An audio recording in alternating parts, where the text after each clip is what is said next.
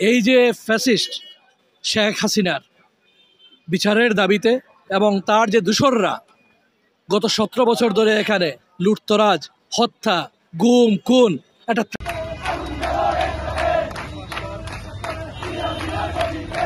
যে এই যে পরাজিত শক্তি সারা বাংলাদেশে তারা তাদের বিভিন্নভাবে সন্ত্রাসী সৃষ্টির তৎপরতা চালাতে পারে, বিভিন্নভাবে তারা তাদের হুমকি হামকি দিয়েছে আমাদের যারা ছাত্র জনতাকে। সেটার জন্য আজকে আমাদের অবস্থান কর্মসূচি।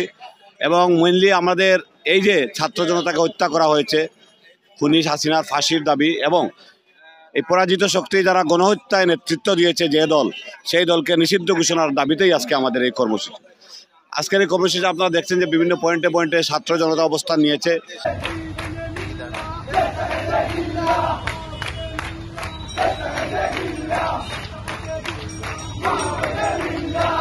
পলায়নকারী খুনি হাসিনার দূষরেরা আমরা শুনেছি আজকে সারা বাংলাদেশে বিশৃঙ্খলা সৃষ্টি করার পায়তারা করতেছে।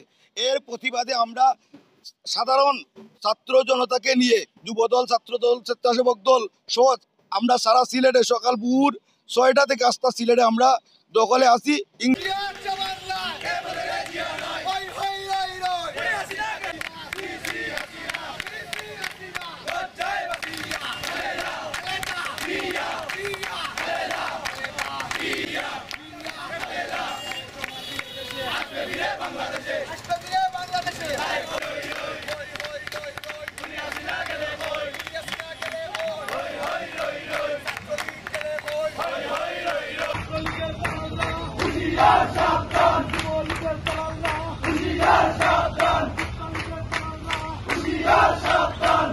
জুলাই প্রথম থেকে 5 আগস্ট পর্যন্ত ছাত্র জনতার বিপ্লবের মাধ্যমে, গণ উত্থানের মাধ্যমে খুনি শেখ হাসিনার পতন হয়েছে। সে দেশ ছেড়ে পালিয়ে গেছে। আপনারা জানেন শেখ হাসিনা গত কয়েকটা দিন 5 তারিখের পর থেকে দেশে একটা দাঙ্গা লাগানোর জন্য হিন্দু ভাইদের, খ্রিস্টান ভাইদের, বৌদ্ধ ভাইদের বিভিন্ন মন্দিরে হামলার চেষ্টা করতেছে। তাই ধারাবাহিকতায় আপনারা জানেন বিভিন্ন মোবাইল ফোনের মাধ্যমে শেখ হাসিনা তার নেতৃবৃন্দকে বলছে 15 আগস্ট দেশে একটা অগাধ সৃষ্টি করতে। তাই ধারাবাহিকতায় আমাদের কেন্দ্রীয় বিএনপির নির্দেশনায় আমরা আজকে এই বিভিন্ন এলাকার বিভিন্ন বাজারে পয়েন্টে অবস্থান করতেছি। এসব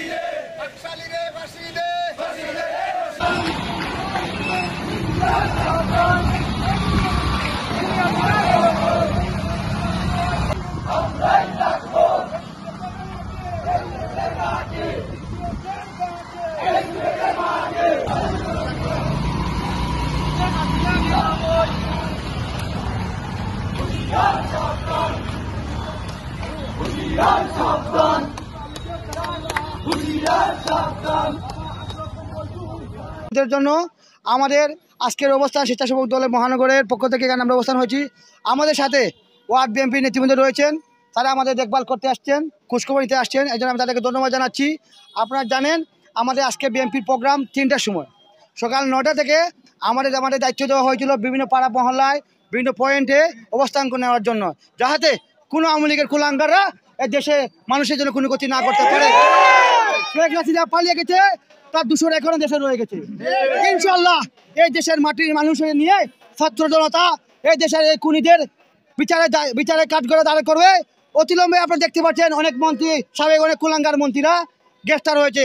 অচিরে শেখ হাসিনাকে এই দেশে আনিয়ে ফাঁসিতে দেওয়া হবে এবং এসব কুলাঙ্গার ওপেন ছাত্র জনতার উপর গুলি করেছে, তাদেরকে অবিলম্বে গ্রেফতারের দাবি জানাচ্ছি। তারই সাথে আমাদের বিএনপির অবস্থান শান্তিপূর্ণ অবস্থান। আমরা শুধু জনগণের মাল, এবং আপনারা জানেন প্রতি পাড়ায় মহল্লায়, প্রতিটি মন্দিরে, প্রতিটি গির্জায় আমাদের স্বেচ্ছাসেবক দল, বিএনপি অঙ্গ সংগঠন এবং বাংলাদেশের শেখ হাসিনা বিরোধী যত দল রাষ্ট্র জনতা যত দল আছে প্রত্যেকটা নিজ দায়িত্বে তারা বিভিন্ন মন্দিরের সামনে অবস্থান করেছে। আমরা দেশের কোনো মানুষকে ক্ষতি করতে দেব না। আমাদের অবস্থান দেশের জন্য, আমাদের অবস্থান দেশের মানুষের জন্য। আমরা বাঙালি, আমরা বাংলাদেশি, আমাদের পরিচয় একটা, সংখ্যালঘু বলতে কোনো পরিচয় নাই। ধন্যবাদ জানাচ্ছি আমাদের অবস্থান আসার জন্য।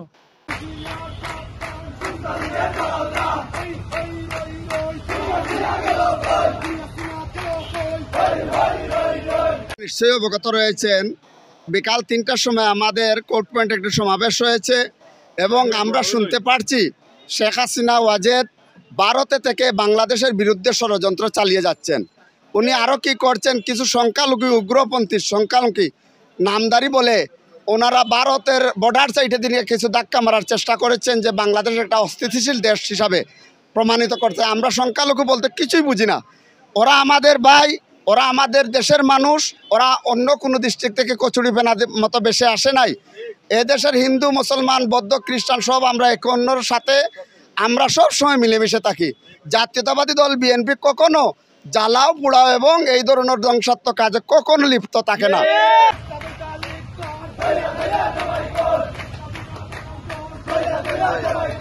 তাতে বাংলাদেশে পরাজিত শক্তির কোনো ধরনের কোনো স্থান নাই, সেটাই আমাদের মূল দাবি। ইনশাআল্লাহ শুধু তাই নয়, শেখ হাসিনার দূষর যারাই আমাদের ছাত্র জনতাকে হত্যা করেছে, আপনি জানেন আমাদের গোলাপগঞ্জে প্রায় 7 জন আমাদের ভাইকে হত্যা করা হয়েছে, বিয়ানীবাজারে আমাদের 3 জন ভাইকে হত্যা করা হয়েছে, গোয়েনগেটে আমাদের 3 জন ভাইকে হত্যা করা হয়েছে। যেখানে দাঁড়িয়ে আমি বক্তব্য রাখছি, এই জায়গায় আপনাদেরই সাংবাদিক একজন ভাইকে 98টা গুলি করা হয়েছে তার শরীরে, সেই ভাইকে হত্যা করা হয়েছে। এইসব যারা হত্যাকাণ্ডের নেতৃত্ব দিয়েছে, খুনি চক্র এখনো গ্রেফতার হয় নাই। আমরা তাদের গ্রেফতার এবং তাদের ফাঁসির দাবিতেই আমরা আমাদের মূলত এই কর্মসূচিগুলা ইনশাআল্লাহ সাকসেসফুলি পালিত হবে। এবং আগামীকাল আমাদের নেত্রী বেগম খালেদা জিয়া, আপনি জানেন তো ওনার জন্মদিন আজকে 15ই আগস্ট।